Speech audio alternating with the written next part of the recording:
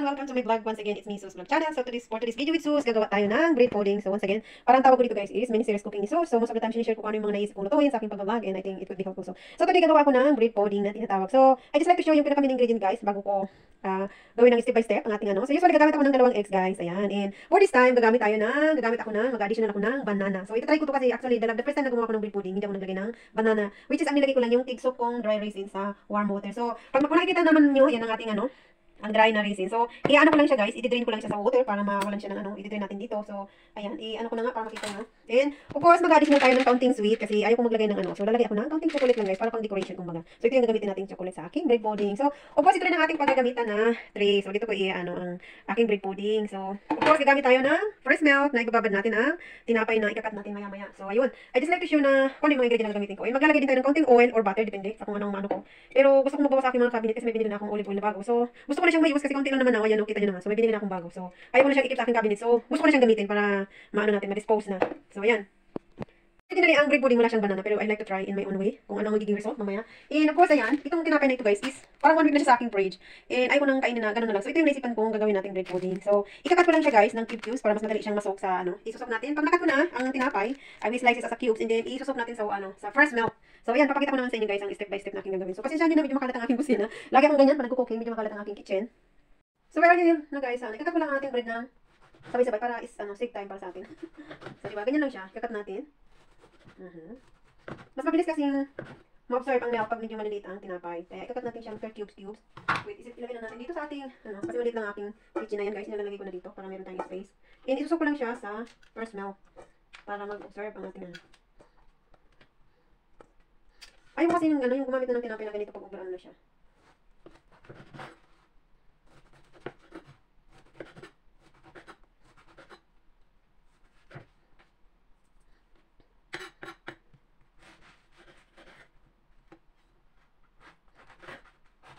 Malami din pala. Kala ko konti lang. Pero anyway, ano naman siya guys, magliliit na niya kasi ayan.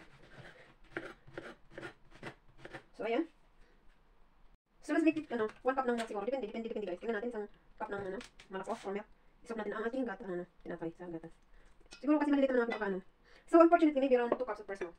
Ang ilalagay natin. Kasi gusto ko siyang mag-observe sa gatas. So isusok lang natin na, isusok lang siya ng mga 30 minutes guys. Wait, nandito ako sa akin, ano. Asan na yung aking, cooking. Hugasan ko muna. So yan isusok lang natin guys ng mga 30 minutes ang ating fresh milk. So iwan natin siya. After 30 minutes, we will come back for this one. Dry resin guys, drain natin sa water para wala siyang ano. I-drain natin para walang water na mag-exist dyan. So let's mix the milk guys sa ating eggs. And maglagay tayo na, this is baking soda. Ano, this is baking powder, sorry. It's baking powder. And this is baking soda. Kaso lang. So it's usually, it's almost the same. Diba? Tapos, maglagay tayo guys na konting pancit salt. So yan. And then let's mix it. Pag na-mix na natin all together, ito yung i-ano natin sa i-mix natin mamaya sa ating bread pudding sa ibabaw. I don't know, ito yung idea yung alam ko. So, ayan.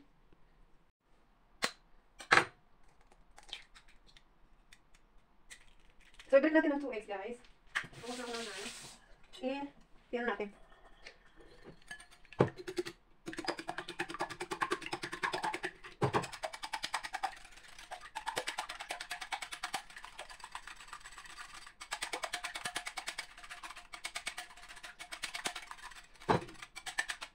So, ayan, tapos na guys ang ating pagbuti ng itlog.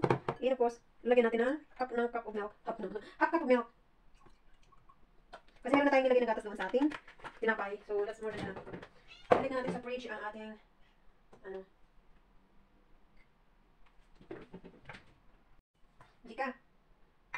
So, spread lang natin guys ng konting oil dito sa ating pagluluto. Para hindi siya dumikit mamaya. Kaya ganun ang ginagawa ko. Konti lang ang oil talaga. Konti lang. Para hindi siya dumikit guys. Mamaya.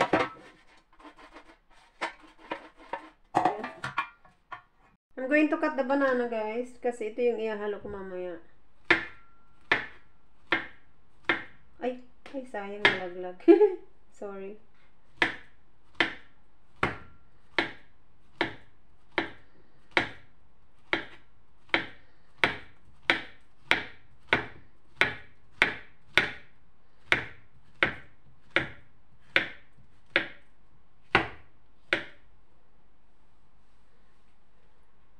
May mag-spread lang ako guys ng ano dito sa pinaka-top. Ay, sa pinaka-bottom. Kasi, pag binaligtad natin mamaya, yan yung magiging nasa top. Ganun ako. Parang nagbigay lang ako ng ano, decoration na. Tapos yung half naman, sa ibabaw natin mamaya ilalagay. O, diba? So, ayan, I think tamang-tama lang ang ating ano, bananang gagamitin.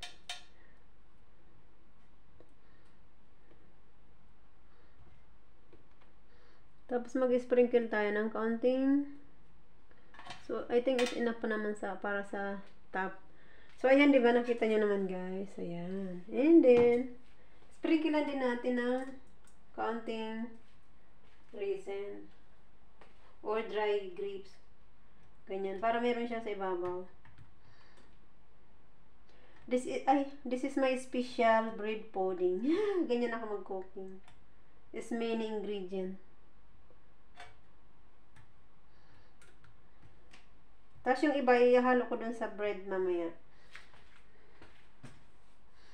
And of course, lalagyan din natin ng kaunting, kaunting, lang, decoration lang. Pang decoration. Parang pang patamis. Kasi hindi ko nga lalagyan ng sugar yung ating milk.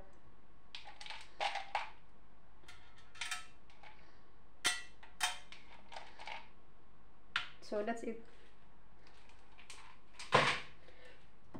Gagayahin ko siya sa mamaya sa top.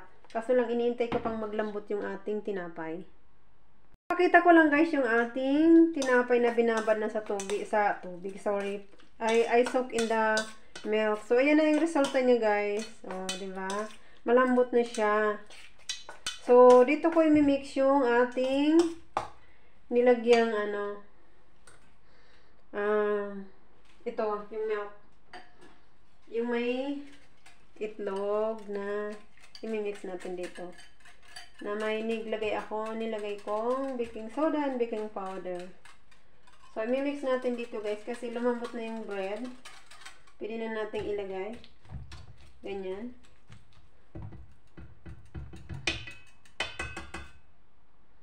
Parang dami na ano. So, okay lang yan guys kasi mag-ano naman yun mamaya.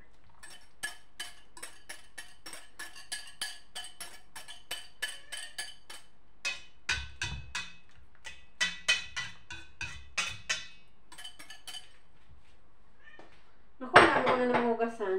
Yan. Kauhugas ko pala. Ang dami na namhugasan. So, ayan na siya guys. I-mix lang natin para naman ma-mix yung ating baking soda at saka yung eggs sa makot natin sa tinapay.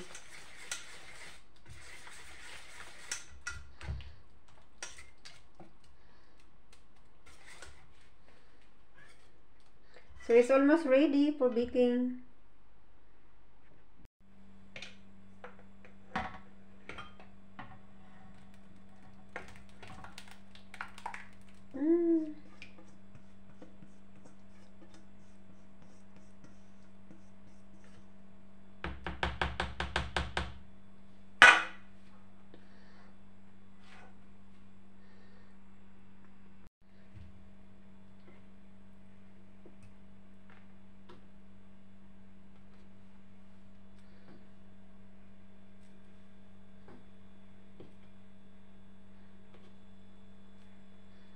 So, we're putting guys yung tinira nating half side ng ating banana.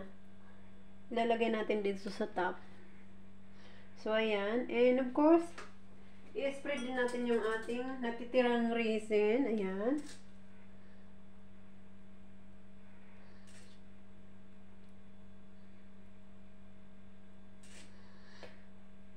Okay, may tubig pa. Sorry. So, okay na yan. I-ano lang natin, i-sprinkle natin all over sa ating top. Tapos i-whip natin siya ng diba? So, ganyan. Actually, meron na rin nahalong raisin. So, ayan. And of course, last thing but not the least, ang ating chocolate. Lalagyan lang natin ng pang sa ibabaw. So, ayan. Para mamaya, pag may kagat-kagat, meron tayong makakagat na medyo may sweety-sweety din ng konti. Ganun lang ang aking diskarte sa aking bread pudding. This is my own idea, guys. This is my own recipe. I know. I always like to adventure in any cooking. Uy. So, ayan. Okay na siya, guys. So, ayan. Ready to bake na, guys, ang aking bread pudding. Diba? So, ayan.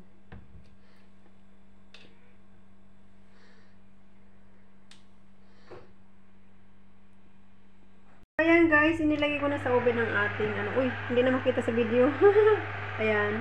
So, antayin na lang natin, guys. Magsiset ako ng timer.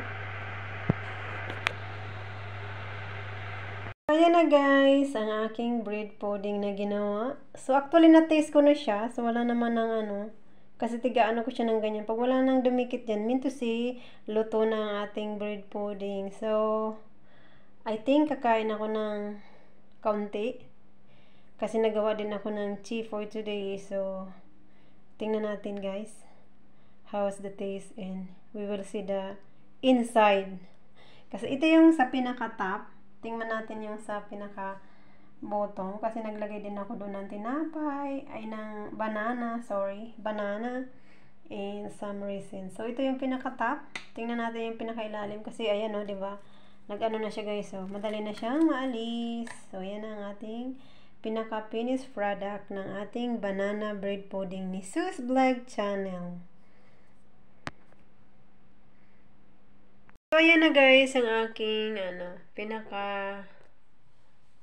well done ng aking bread pudding for today. So, nag-cut lang ako ng around 2 pieces and gusto ko lang ipakita sa inyo yung loob. Ayan. Hindi siya dry as in kasi nga dinagdagan ko ng mga So, ayan, di ba? Hindi siya dry. Wait, tingnan ko nga kasi. Ako naman ang kakain, guys, kaya kinakamay ko. So, ayan siya. So, this is my bread pudding for today. It's yummy, yummy.